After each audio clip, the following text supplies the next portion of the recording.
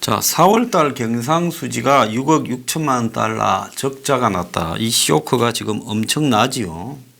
근데 이 쇼크가 진짜 지금까지의 모든 경제 수치의 폭락보다도 더 겁난 겁니다. 자, 그런데 지금 중요한 거는 이것이 한국만의 현상은 아닐 수 있다는 겁니다. IMF 총재인 리가르드 총재, 프랑스 사람이지요. 프랑스 외무상을 했던 걸로 알고 있는데 미중 무역 전쟁에 세계에서 536조 정도의 GDP가 증발될 걸로 나타나고 있다. 지금 여러 조사가 나오는데 500에서 한 700조 원대의 GDP가 증발할 거라고 지금 이야기가 나오고 있습니다. 한국 GDP의 4분의 1이 미중 무역 전쟁으로 인해서 사라질 거라고 예측되고 있고요. 자, 이게 이 달러로 4,500억 달러 정도 이야기가 지금 나오고 있습니다. 그래서 리가르드 총재가 직접 블로그에 쓴 글인데요. 미중 무역 전쟁의 영향으로 모든 무역 거래에 관세가 부과되면 2020년 글로벌 총생산, 그러니까 세계 GDP에 한 536조 정도의 손실이 발생할 수 있다. 이렇게 지금 이야기가 나왔습니다. 또 내년에 세계 GDP가 0.5% 정도 떨어질 수 있다. 이렇게 나오고 있는데요. 자, 이 속에서 지금 어떤 현상이 일어나느냐? 무역 갈등에 대한 우려가 지금 점점 중국과 미국이 자해적인 상황으로 가고 있다. 에스컬레이션 되는 거죠. 서로 자극이 되었어요. 장군 멍군을 주고받으면서 점점 커지고 있는데, 그래서 이 두 나라의 무역 전쟁은 보호무역 조치가 경제 성장과 일자리에 타격을 줄 뿐만 아니라 가능한 제하의 가격을 끌어올려 저소득층에 피해를 주고 있다. 그래서 이런 최근에 부과된 무역 장벽이 어떤 형태이든 추가 장벽은 더 이상 있어서는 안 된다라고 이야기를 하고 있습니다. 그런데 미중 무역 갈등은 더 고조될 태세고 중국은 미국을 압박할 또 다른 카드를 만지작거리는데 중국이 미국의 보잉 비행기를 산다 했다가 그걸 중단을 하려고 하고 있다는 겁니다. 보잉과 중국 항공사는 100여 대를 구매할 거다. 지난번에 트럼프가 무역전쟁이 불거지기 전에 2017년에 중국을 방문했을 때 중국이 이게 미국에 쓸 카드로 굉장히 생색을 냈던 일이지요. 자, 그런데 시진핑과 푸틴이 지금 트럼프 보라는 듯이 지금 시진핑이 지금 모스크바를 방문하고 있지요. 그런데 모스크바에서 열린 이 통신장비 협약식에 시진핑과 푸틴이 같이 가가지고 러시아가 화웨이 장비를 도입하겠다. 중러 관계가 역대 가장 높고 좋은 수준이다. 이렇게 이야기를 하며 5G 동맹, 그러니까 지금 통신기술이 5G로 가는데 러시아와 중국이 동맹을 맺는 듯이 이렇게 입장을 밝혔습니다. 그러니까 여기에 발끈한 미국이 한국 기업을 불러서 반 화웨이에 동참하라고 압박하고 나섰습니다. 5G 보안은 동맹국 보호의 핵심이다라고 하면서 해리스 주한 미 대사가 그저께 5G 네트워크 상의 사이버 보안은 동맹국 통신을 보호하는 핵심 요소다. 지금 내리는 결정이 앞으로 수십 년간 동맹국들의 안보에 영향을 미칠 것이다. 그래서 5G는 안보 측면에서 신뢰할 만한 공급자를 선택하는 게 중요하다며 중국의 최대 통신 장비 공급업체 화웨이가 이 5G 통신 장비를 국내 이 통신사에 공급하는 부분에 대해 미국 대사가 나서서 중국 통신 장비 쓰지 말라고 직접적으로 이야기를 하고 나섰습니다.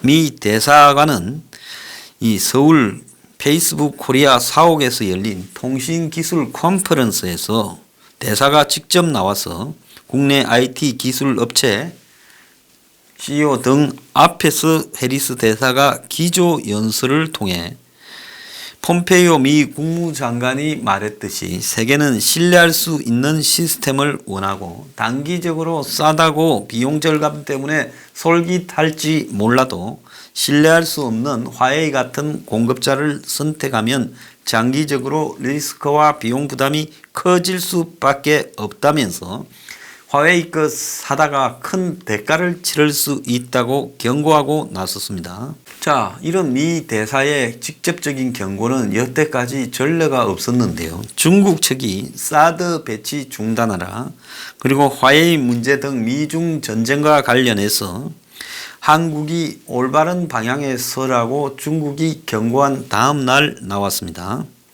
그래서 지금 화웨이와 거래하는 기업들로서는 상당히 곤혹스러울 것이다. 정부 차원에서 대책을 세워라는데 한국 정부는 대책 안 세웁니다. 자, LG 같은 경우에 지금 많은 통신 장비가 화웨이 거라고 지금 알려지고 있는데요. 자, 이거 심각하게 앞으로 문제 될 수가 있을 겁니다. LG는 중국의 난징 근처에 공장들도 많을 건데, 자, 앞으로 이거 이제 어떻게 하느냐. 자, 중국이 한국에 협박한 하루 뒤에 미 대사가 대놓고 반화웨이를 요구했고, 미중이 중간은 없다, 한쪽에 확실히 서라고 지금 한국 쪽에 화살이 날라오고 있습니다. 자, 해리스 대사는요, 기조 연설이 끝나고 비공개 간담회에서 화웨이와 화웨이 장비를 쓰는 LG U 플러스를 콕 집어 안보 위협을 거론했습니다.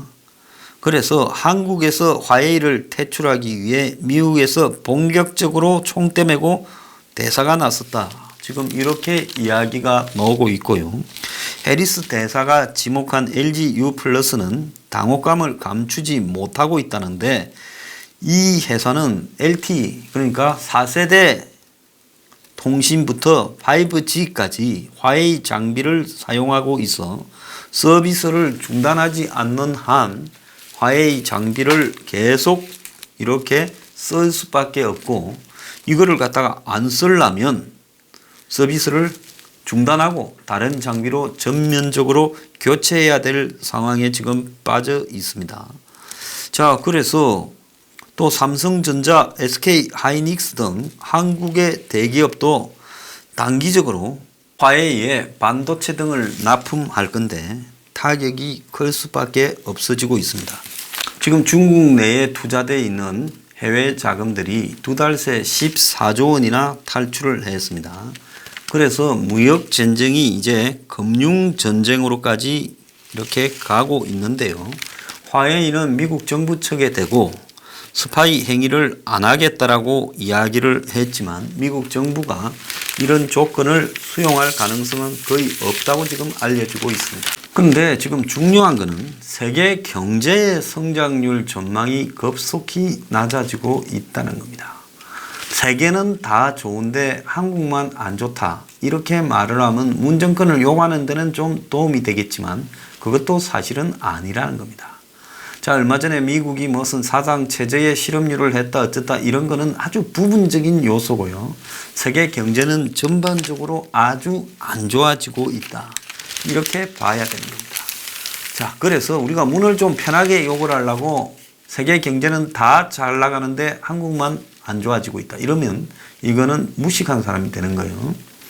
자, 미중 무역 전쟁이 없다 해도 세계 경제는 꺾이면서 지금 어려운 상황으로 가고 있는데 세계도 지금 안 좋은 일들이 착착 쌓여가고 있습니다. 세계은행이 1월 달에 올해 세계 경제 GDP 성장률을 2.9%로 잡았다가 지금 5달도 안 되어서 2.6으로 0.3%를 더 낮췄습니다. 그래서 올해 세계 전망이 연초의 예상보다 국제 무역과 투자 등에서 더 부실해지면서 경제가 아주 안 좋을 것 같다라는 지금 전망이 나오고 있습니다. 자, 또 세계 경제는 올해 말까지 이러다가 내년에는 좋아질 거다라고 이야기를 해요. 이 세계 국제기구를 믿지 말아야 됩니다. 리가르드가 이야기한 530조의 손실이 있을 것 같아. 실제로 그것보다 몇 배 미중 무역 전쟁에 손실이 발생할 수 있어요. 국제기구는요, 항상 이런 부분에서 수치의 희망적인 전망을 섞어 넣어야 됩니다. 왜? 한국의 각종 국책연구소들이 전망을 하면서 안 좋게 전망하면 그 연구소가 존재될 수 있겠습니까? 내일 망하더라도요, 문 안 닫을 만큼은 괜찮다 말을 할 수밖에 없어요. 마찬가지로 세계에서 돈 끌고서 운영되는 IMF나 세계은행 등은 세계 경제가 아주 나쁘다 소리를 하게 되면 존립 이유가 없어지니 절대로 그런 말을 하지 않는데도 불구하고 지금 세계 무역 긴장이 고조되고 경제 둔화가 주요국들을 중심으로 빨리 지금 진행되고 있고 개발도상국들의 재정 압박이 굉장히 안 좋아지고 있다는 겁니다. 특히 개발도상국과 신흥국의 부채 증가가 심각한데 제일 지금 말을 하지 않고 있는 것은 중국의 부채 증가의 심각성에 대해서 세계 국제기구들이 입을 닫고 있는 부분입니다. 자, 미국의 연준이라 하면 아마 세계의 정보를 제일 많이 가지고 있는 경제기구라고 봐야 될 거예요. 자, 이 미국 연준이, 중앙은행 격인 연준이 금리 인하론을 지금 퍼뜨리고 있습니다. 그래서 계속 내년 내후년까지 올려가겠다고 한 게 언젠데 이제 9월달하고 12월달에 두 번이나 금리를 낮추어야 되는 거 아니냐, 이런 지금 이야기를 연준의 의장인 파월 의장이 지금 그 이야기를 하기 시작했습니다. 이미 신흥국의 여러 중앙은행들은 금리 인하를 시작했습니다. 자, 그래서 지금 이제 이 세계 전반적으로 자유무역, 신자유주의에 의한 자유무역의 지금 틀은 깨져가고 있습니다. 이번에 미중 무역 전쟁이 어떻게 결론이 나든 이게 합의가 되려면 중국이 미국이 요구하는 대로 지금 미국에 대한 수출에 있어서 자기 통제를 해야 되겠죠. 환율을 올려서 환율 조작을 하지 말거나 또 더 나아가서 미국에 수출하는 중국의 수출품에 어떤 형태로든지 국가 보조가 완전히 사라져야 되거나, 그래서 결국 미국이 요구하는 것은 너네들 헐값으로 우리한테 수출하지 마라, 이 이야기입니다. 그러지 않습니까? 그리고 관세가 완전히 사라지는 게 아니라 일정한 관세가 부과되는 형태에서 서로 합의가 될 수밖에 없다는 겁니다. 미중이 과거처럼 관세가 거의 지금 미중이 FTA처럼 해서 수출을 막 해대는 이런 시대는 이제 끝났다고 보는 겁니다. 어느 선에서 서로 관세를 매기기로 하고 협상이 끝나는가가 문제이지, 이걸 없었던 걸로 하고 협상이 끝날 수는 없는 거예요. 왜? 중국이 미국이 봤을 때는 한마디로 환율을 조작하고 그 다음에 여러 가지 음성적인 국가 보조금 등을 통해서 아주 저가로 미국에 막 수출을 해대고 있어서 미국이 미국 시장을 지키고 앞으로 중국과의 관계에서 이제 무역의 원칙을 세우려고 관세를 부과한다, 이런 부분인데 이게 관세 부과 없이 다시 옛날처럼 돌아가자, 이렇게는 절대 될 수 없는 거란 겁니다.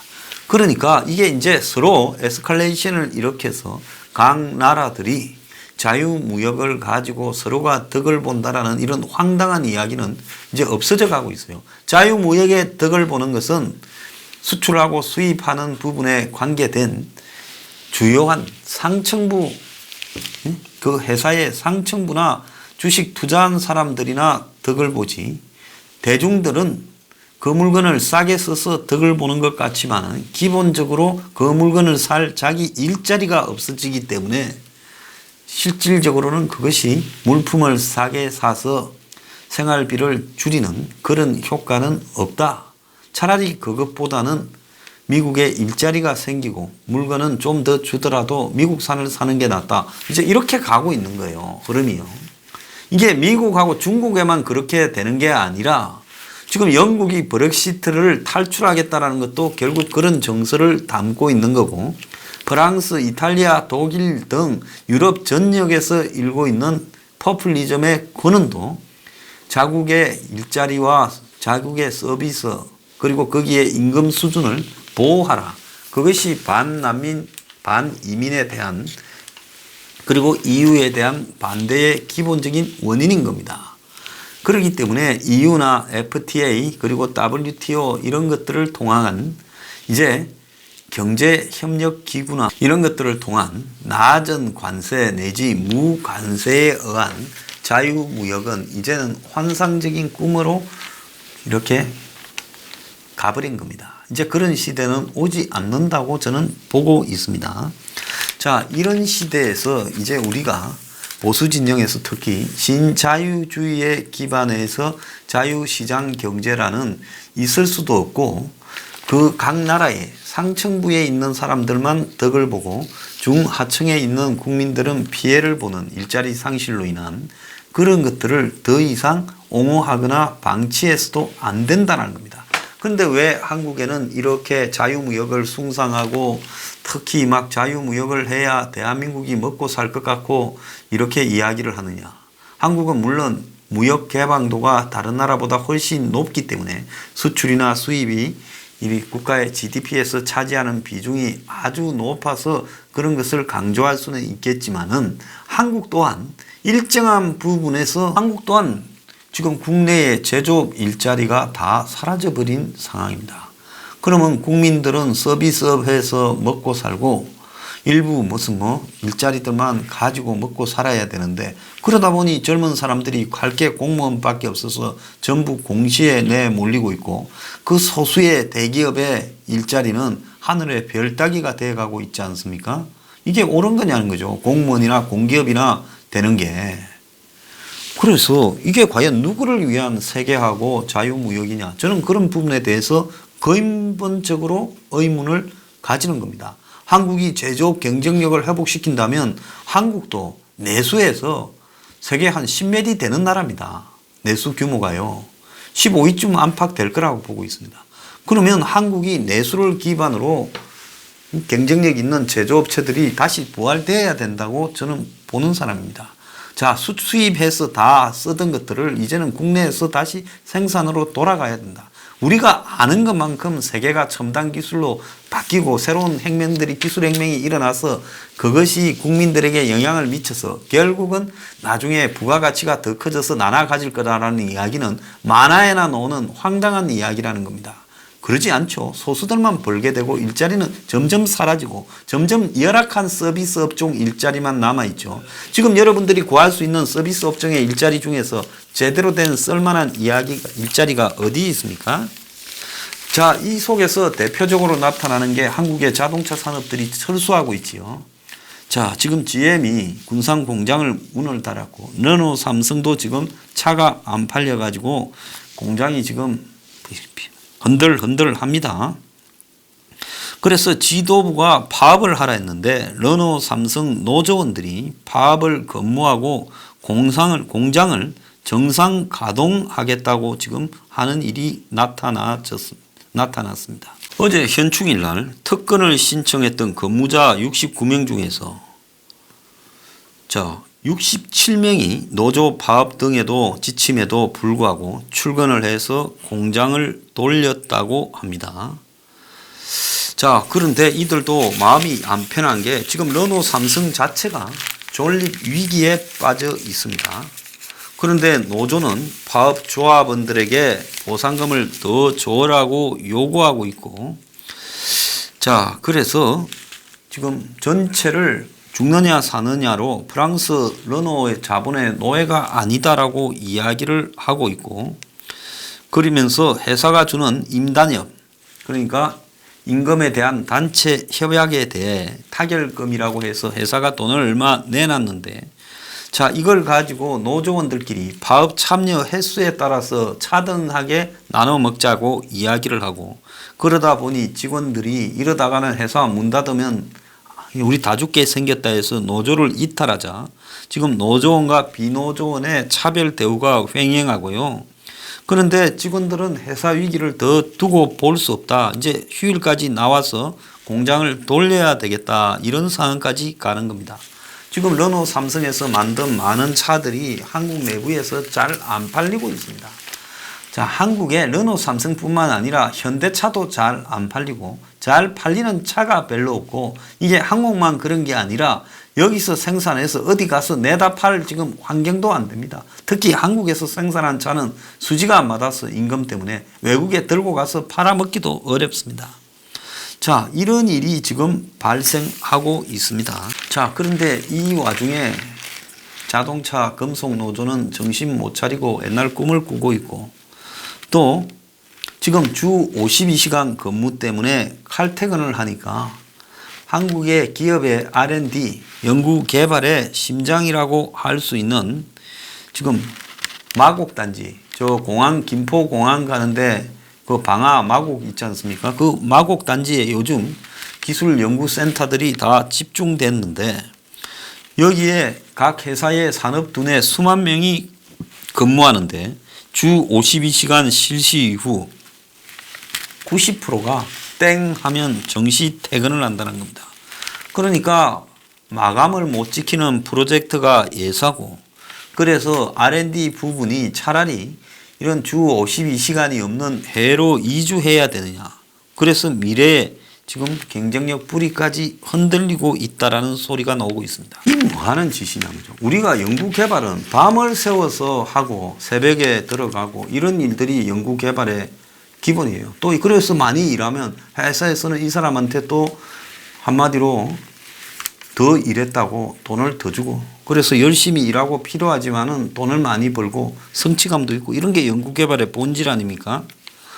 그런데 지금 주 52시간이 서민 정책이 아니다고 곳곳에서 지금 문제가 터지고 있어요. 연장 휴일에 일하는 부분, 연장 근로를 하거나 휴일 근로, 이런 것 때문에 기업 소속의 기사들이, 원래 회사 소속 기사라는 건 뭡니까? 사장이나 CEO가 뭔 행사나 모임 가서 술 먹고 어쩔 때도 남아있고, 그러면 그 남아있는 동안에 또 수당을 더 받고 이래서 가는데, 자, 기사들이 월 100만 원이 줄어들어 버렸다는 겁니다. 그래서 이 기사들만 그런 게 아니라 주 52시간 근로제 시행 이후에 한 대기업의 생산직 근로자들 임금 감소가 52%가 임금이 감소되었고, 평균 연봉 감소액이 766만 원, 한 달에 70만 원 이상씩 줄어들었다는 겁니다. 자, 그리고 제일 많이 줄은 사람은 3,430만 원까지 줄었다고 합니다. 그래서 전체적으로 봤을 때 11.5%의 월급이 줄었다는 겁니다. 참 이게 심각한 이야기죠. 그래서 운전기사들은 저녁이 있는 삶도 즐길 돈도 없고 집에 가면 속만 아프니까 일하고 싶다. 그러면 이걸 못하고 초저녁에 날 보내면 야간에 대리운전을 해야 될 건데, 그것보다 내가 몰던 차로 그냥 대기하고 있는 게 훨씬 나은 거 아니냐. 이게 무슨 서민 정책이냐 이야기를 하고, 건설 현장에서는 일주일에 68시간 일하는 걸로 계획을 짰는데 44%가 공기를 못 맞추고, 그러다 보니 공사 비용이 늘어날 거라고 이야기를 하고 있고, 기업들이 근로시간이 줄어서 사업이 어렵다고 하고 있습니다. 그래서 주 52시간이 기업의 활력을 갉아먹는 경제 당뇨병이 되었다고 한국경제는 오늘 대대적으로 보도를 했습니다. 그리고 주 52시간제가 기업들에게 상시적인 피로감을 주고 있다는 겁니다. 일본이나 미국의 로펌은 24시간 일을 하는데 로펌도 지금 경쟁력을 잃고 있고, 구조조정을 담당하는, 돈 빌려주고 그걸 가지고 회사들 통폐합하는 산업은행은 데드라인이 코앞인데 PC가 6시면 꺼진다. 산업은행에 6시 전에 데모하러 가야 되겠네요. 6월 21일 날. 자, 그래서 세계가 전쟁터인데 한국만 다른 세상에서 살고 있다고 합니다. 자, 지금 이 나라요. 경제가 어떻게 돌아가는지 조금이라도 알면 지금 주 52시간을 따질 게 아니라 밤새도록이라도 일을 해야 될 나라가 이 짓거리를 하고 있습니다. 참 세계가 전부 겁먹고 있는데요. 경제 동향이 심상치 않아서 한국만 간이 배밖에 나왔습니다.